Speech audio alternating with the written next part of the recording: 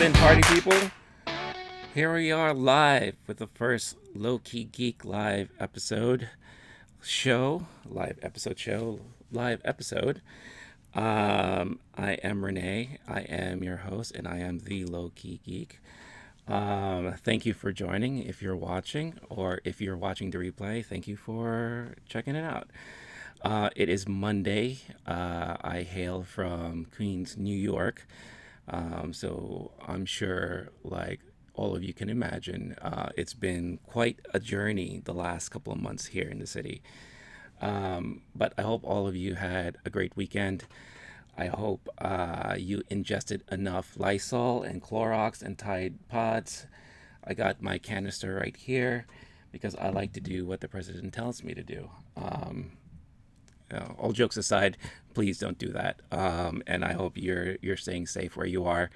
I promise you, that's probably one of the only times we're ever going to talk politics during the show, and future iterations of the show. So, um, I'm sure you're wondering, why am I being forced or asked to watch another podcast or listen to another podcast? Well, I guess one thing that I can say is that this is something that I've been inside wanting to do for some time now. Unfortunately, life and work always got in the way. I spent pretty much the last 13 years within the advertising industry, more specifically within ad tech and ad operations. For anyone who is within that field, I'm sure you can imagine how taxing that can be. So I guess to kind of backtrack a little bit, come February, I took a little trip back to my second home, which I like to call my second home, which is Japan. And I did a lot of thinking about my current situation and all that stuff like that. And I realized the one thing that I wasn't happy. I wasn't happy. I started a new role in a new company back in October.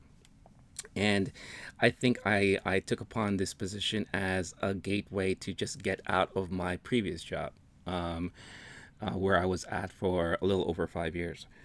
But I think ultimately I wanted to just get out in general. And just like in any relationship, like when you break up with somebody and then maybe a month or two later, you kind of get with somebody else as a rebound. I think this new company was my rebound. It was not ever supposed to be permanent, and it was just supposed to be temporary. And I realized come February that, yeah, I needed to get out. So I came back, and I had a feeling that things just weren't going right the minute I got back. So what did I do? I had a talk with my boss at the time. He was already on the idea of things just weren't working out, and I said, you're right. Yeah, and it was something that I was going to address anyway.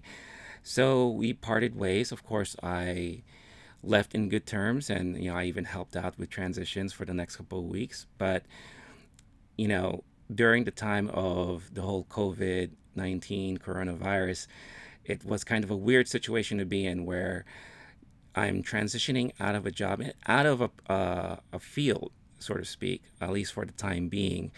And I'm stuck now at home trying to figure out what are my next steps, right? So, one of the things I decided to do was that let me follow my passions and maybe see what I can do with this whole podcasting online thing that I've been wanting to do for so many years now.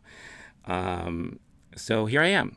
And I think the plan for the channel is to be able to talk about anything pop culture related. It's called Low Key Geek because people have always told me, like, oh, I'm surprised you're into this, or I didn't know you're a big movie fan, or I didn't know you like to play video games. Because when you see me on the outside, you probably don't realize it until you actually talk to me. And I have a feeling there's tons of you out there who are pretty much the same like me. Not saying there's anything wrong with letting your geek flag fly. But there are some of you who probably just don't know how to express yourself when it comes to your passions and what you're into. So I'm hoping to kind of build up the community where we can easily talk about it. Talk about all the topics, talk about the things that you're interested. What are you passionate about, and how did you get to that point to realize that this is something that I'm really into? As you'll learn to find out, I'm someone who has many interests but never had enough time to really enjoy them, especially in recent years. But now that I do have the time, I'm hoping to share those, insights and experiences with all of you. And from time to time, I will have some guests, usually within my circle, as to talk about their passions and how they get into things. I think one of the things that I've also realized that just like I'm sure you guys do, you have your circle of friends where you just, shoot the shit and you talk about anything and everything. And that's what me and my friends have done for many, many, many years. And I feel like, let us, share those type of conversations with the rest of you. And then you guys can join in on the conversation and the topics. Uh, Mon Artian, thank you for joining. What's up? Yeah, feel free to chime in the chat or whatever the case is. Um, you know, Obviously, this thing is not cheap or feasible, so any tip or donations you can provide, that would be greatly appreciated, but it's not necessary. All I do is ask that you either follow, like, subscribe, do whatever you can just to support if you like what you're seeing so far. And I'm open to feedback and criticism. Feel free to keep that, place it within the chat or through DMs or whatever the case is. I want to know what you guys want to hear and all that. But if you're going to do that, please make sure to be constructive and be nice about it. I know how it is out in the space. We're so easily, putting our thoughts and feelings out there. And sometimes they can come across wrong. So I want this to be a clean environment. I want this to be a happy environment. And I want us to enjoy everything all together. So, that out of the way, let's see. Weekend, it's Monday. Some things dropped over the weekend. One thing that I actually just finished watching before I started the show was Post Malone. Didn't realize that he was a huge Nirvana fan, and he did an online concert and Nirvana tribute show to help raise money for WHO. And I have to say, it was pretty good. I really thoroughly enjoyed it. You could see that he has that passion for Nirvana and their music. I know he did get the blessings from Courtney Love, putting the show out there and putting it together. And I have to say, it was very, very enjoyable. Obviously, it brings back memories of 90s grunge music and all that. I was a huge Nirvana fan. And back during the days when I used to play guitar, Nirvana was definitely one of the bands that I'd like to cover with the group of people that I was playing with. So if you have the chance and you're into that, I definitely recommend you check that out. Yesterday was episodes 3 and 4 of The Last Dance. I know a lot of you are talking about that. I am a huge basketball fan, and I obviously am a huge basketball fan from the 90s, when the teams were a little bit more grittier. The league was a little bit more lenient. Growing up in New York, obviously I was a Knicks fan, and it was probably one of the last times we ever had strong Knicks teams, to be honest with you. But everyone remembers the Bulls. Everyone remembers Michael Jordan.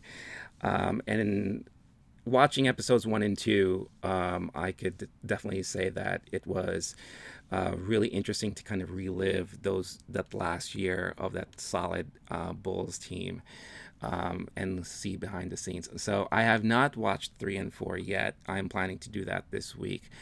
But from what I hear so far, it's carrying on the awesomeness of that season and providing some backstory of some of the players on the Bulls team. So I will be sure to talk about that when I get a chance. Um, Another thing I did check out Saturday night, SNL. They did their second Saturday Night Live from home episode. Now, when they first decided to do this, I was a little skeptical about it. I was afraid that it was going to be one of those shows where it's going to look like a bunch of just YouTube videos all spruced together.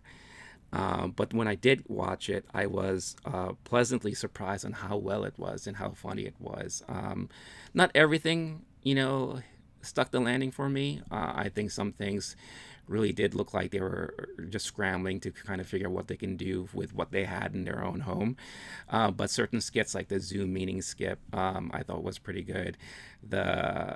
Pete Davidson, I'm in just full disclosure, I've never been a huge Pete Davidson fan.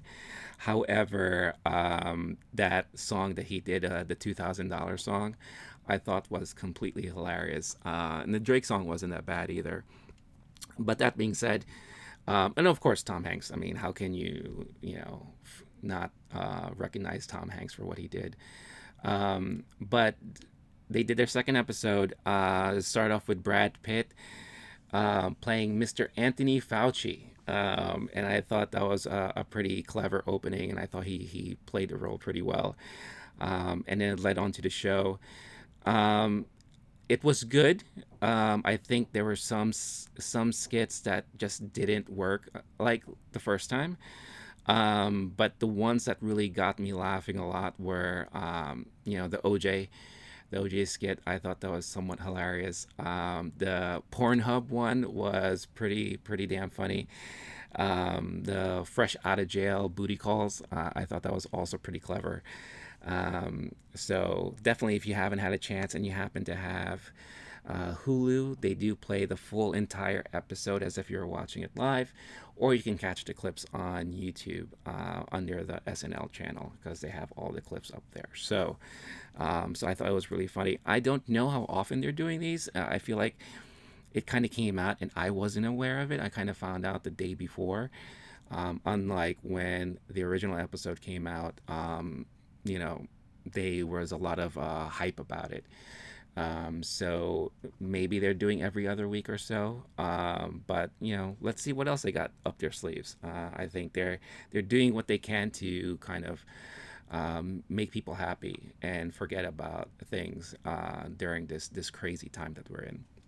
You know. So one cool thing I also did with my friends over the weekend, and it's something that we this is the second time we've done this, and I think this is something that's going to be ongoing for us. Is that I'm sure there's other people who are doing the same thing. I see it on my Facebook and all that, but we had our own trivia night. So this was the second time we did trivia. I think this time, compared to the first time, was a little bit better.